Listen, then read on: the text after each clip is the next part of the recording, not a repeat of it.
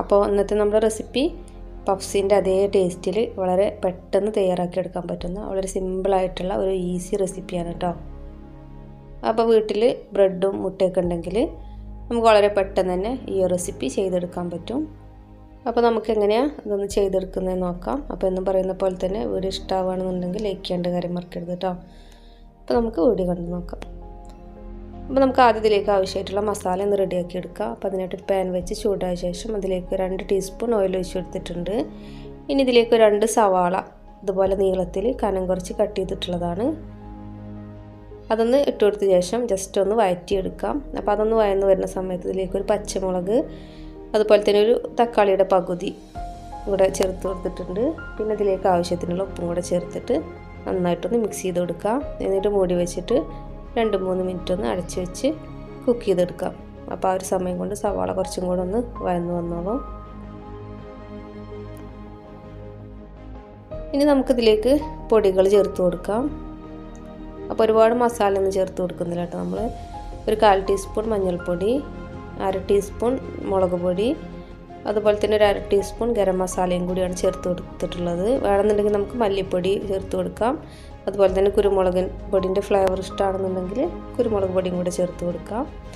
എന്നിട്ട് അതിൻ്റെയൊക്കെ പച്ചമണം മറന്നതുപോലെ നന്നായിട്ടൊന്ന് വഴറ്റിയെടുക്കുക. അതിനുശേഷം ഒരു 3 മുട്ട പുഴുങ്ങിയതുപോലെ റൗണ്ടായിട്ട് കട്ട് ചെയ്തിട്ടുള്ളതാണ്, അത് ചേർത്ത് കൊടുത്തിട്ടുണ്ട്. പിന്നെ അതുപോലെ തന്നെ കുറച്ച് മല്ലിയില അരിഞ്ഞതും കൂടെ ചേർത്തിട്ട് വീണ്ടും നന്നായിട്ടൊന്ന് മിക്സാക്കി എടുക്കാം. അതിനുശേഷം നമുക്കിത് അടച്ച് വെച്ചിട്ട് വീണ്ടും 2 മിനിറ്റ് ഒന്ന് ലോ ഫ്ലെയിമിലിട്ടിട്ടൊന്ന് കുക്ക് ചെയ്തെടുക്കാം. അപ്പോൾ ആ ഒരു സമയം കൊണ്ട് ആ മസാലയ്ക്ക് മുട്ടയിലൊന്ന് പിടിക്കാൻ വേണ്ടിയിട്ടാണ്. ഇനിയിപ്പോൾ മസാലയ്ക്ക് നല്ല കളർ വേണമെന്നുണ്ടെങ്കിൽ മുളക് പൊടിയുടെ അളവ് കുറച്ചും കൂടെ കൂട്ടിയെടുത്താൽ മതി. അപ്പോൾ നമ്മുടെ ഫില്ലിംഗ് ഇവിടെ റെഡി ആയിട്ടുണ്ട്. ഇനി നമുക്ക് ഇതിലേക്ക് ആവശ്യമായിട്ടുള്ള ഒരു സംഭവം കൂടി റെഡിയാക്കാനുണ്ട്. ഇതൊരു ബൗളിലേക്ക് ഞാൻ 2 മുട്ട പൊട്ടിച്ച് വെച്ചിട്ടുണ്ട്.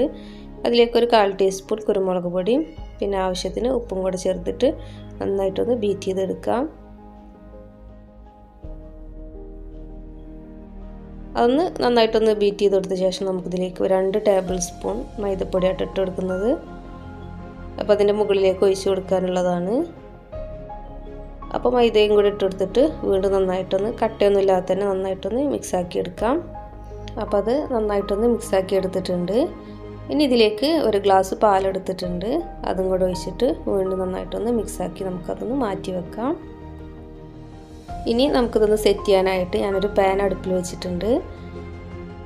എന്നിട്ട് അതിലേക്ക് കുറച്ച് ഓയിലൊന്ന് ഒഴിച്ചു കൊടുക്കാം. അതിനുശേഷം നമ്മൾ ഉണ്ടാക്കി വെച്ചിട്ടുള്ള ആ എഗ്ഗിൻ്റെ മിക്സ് ഉണ്ടല്ലോ, അതിൽ നിന്ന് വളരെ കുറച്ച് ഒഴിച്ചു കൊടുക്കുക. അതിനുശേഷം നമ്മൾ കുറച്ച് ബ്രെഡ് എടുത്തിട്ടുണ്ട്. ഞാനിപ്പോൾ ബ്രെഡ് കട്ട് ചെയ്തിട്ടാട്ടോ അതുപോലെ വെച്ച് കൊടുക്കുന്നത്. കട്ട് ചെയ്ത് വെക്കുമ്പോൾ നമുക്ക് കുറച്ചും കൂടി ഈസി ആയിട്ട് ചെയ്യാൻ പറ്റും.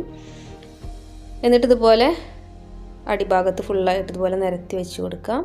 അതിനുശേഷം നമ്മൾ തയ്യാറാക്കി വെച്ചിട്ടുള്ള ഫില്ലിങ് ഇതുപോലെ തന്നെ എല്ലാ ഭാഗത്തേക്കും ആകുന്ന രീതിയിലൊന്ന് വെച്ച് കൊടുക്കുക. അതുപോലെ തന്നെ മുട്ടയും നമ്മൾ എല്ലാ സൈഡിലും ഒരുപോലെ തന്നെ ആകുന്ന വിധത്തിലൊന്ന് വെച്ച് കൊടുക്കുക കേട്ടോ. അപ്പോൾ നമ്മൾ എടുക്കുന്ന പാനിനനുസരിച്ച് വേണം നമ്മൾ മസാലയുടെ അളവ് കൂട്ടാനും കുറക്കാനും ഒക്കെ കേട്ടോ. അപ്പോൾ അത് വെച്ച് കഴിഞ്ഞിട്ട് വീണ്ടും ഞാൻ ബ്രെഡ് അതിൻ്റെ മുകളിൽ നിരത്തി വെച്ചിട്ടുണ്ട്. ഇനി നമുക്കിതിൻ്റെ സൈഡിൽ മുകളിലൊക്കെ ആയിട്ട് നമ്മൾ ബാക്കി വെച്ചിട്ടുള്ള എഗ്ഗിൻ്റെ മിക്സ് ഒഴിച്ചു കൊടുക്കാം. അപ്പോൾ ആദ്യം നന്നായിട്ട് സൈഡിൽ ഒഴിച്ചു കൊടുക്കുക, ബാക്കിയുള്ളത് മുകളിലേക്കും ഇതുപോലെ ഒന്ന് ഒഴിച്ചു കൊടുക്കുക. എന്നിട്ട് ഒരു സ്പാച്ചിൽ വെച്ചിട്ട് ഇതുപോലെ നന്നായിട്ടൊന്ന് പ്രസ് ചെയ്ത് കൊടുക്കുക. ആ പൊങ്ങിക്കിടക്കുന്ന ബ്രെഡൊക്കെ ഇതുപോലെ ഒരേപോലെ ആയി കിട്ടാൻ വേണ്ടിയിട്ടാണ് ഇതുപോലെ ചെയ്യുന്നത്. അപ്പോൾ അതൊക്കെ നമ്മൾ ലോ ഫ്ലെയിമിലിട്ടിട്ട് വേണ്ട ചെയ്യാനായിട്ട്, അല്ലെങ്കിൽ അടിഭാഗമൊക്കെ നന്നായിട്ട് തന്നെ കളർ മാറാനുള്ള ചാൻസ് ഉണ്ട്. എന്നിട്ട് ഇത് മൂടി വെച്ചിട്ട് ഒരു 10 മിനിറ്റ് ലോ ഫ്ലെയിമിലിട്ട് തന്നെ ഒന്ന് കുക്ക് ചെയ്തെടുക്കാം. അപ്പോൾ ഏകദേശം ഒരു 10 മിനിറ്റ് ആയിട്ടുണ്ട്. ഇനി നമുക്കിത് ഇതിൻ്റെ മുകൾ ഭാഗം കൂടി ഒന്ന് വേവിച്ചെടുക്കണം. അപ്പോൾ അതൊരു മറ്റൊരു പാനിലേക്ക് ഇട്ടിട്ട് ഒരു 5 മിനിറ്റും കൂടെ ഒന്ന് കുക്ക് ചെയ്തെടുക്കാം. അപ്പോൾ ഈ ഒരു പാനിൽ ഞാൻ കുറച്ച് ഓയിലൊന്ന് ആക്കി കൊടുത്തിട്ടുണ്ട് കേട്ടോ. ഇനി മൂടി വെക്കണമെന്നൊന്നുമില്ല, നമുക്കൊരു 5 മിനിറ്റ് ഒരു മീഡിയം ഫ്ലെയിമിലിട്ടിട്ടൊന്ന് കുക്ക് ചെയ്തെടുത്താൽ മതി.